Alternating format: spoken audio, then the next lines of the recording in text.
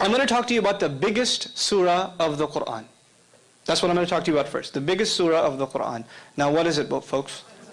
Yeah, this is surah number 2. Surah number 2. This surah, this biggest surah, number 2, is made up of how many ayahs? 286. 286 ayahs. Somewhere in this surah, the ayah occurs, I'll recite the Arabic first and roughly translate after. وَكَذَلِكَ جَعَلْنَاكُمْ أُمَّةً وَسَطًا. Thus we made you a middle nation. One of the utterances in this surah that's found in here is, thus we made you a middle nation. Now what's the Arabic word for middle? Wasat. Wasat. The Arabic word is wasat. You don't have to know that. But know that this statement, this declaration occurs in this surah. This surah, was it written or was it delivered in the form of speech? Speech. And also, as a historical comment, it wasn't delivered at once. It took almost 10 years to be revealed. So this one surah was coming piecemeal.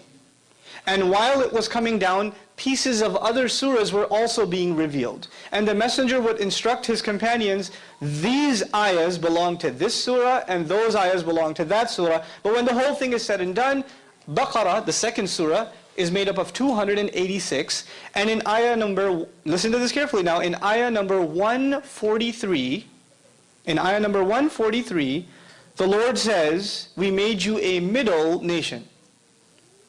How many ayahs in this surah again? 286. And where does He call us a middle nation? In the middle. In the middle. Now how do you, I understand if you're going to do this in writing. I understand if you're going to do this in writing. How do you do this in speech? And by the way, at the time, there was no concept of ayah number. Like I told you, ayahs, there are 286 ayahs, and there's 143 ayahs. At the time, they never said, haven't you read ayah 12 of chapter 35? They didn't talk like that. They just recited the ayah. They didn't have this number scheme. When did this number scheme become part of the Quran? When the Quran was finally put into book form. But the generation we're talking about doesn't have a book before them. They don't have that before them. They're memorizing this, and it's completely and entirely an oral tradition. So that's one small example.